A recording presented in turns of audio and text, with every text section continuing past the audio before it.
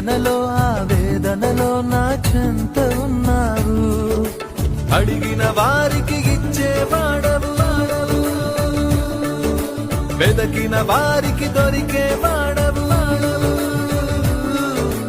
అడిగిన వారికి ఇచ్చేవాడవు, వెదకిన వారికి దొరికేవాడవు. తట్టిన వారికి తలుపులు తెరిచే దేవుడవు, తట్టిన వారికి తలుపులు తెరిచే దేవుడవు.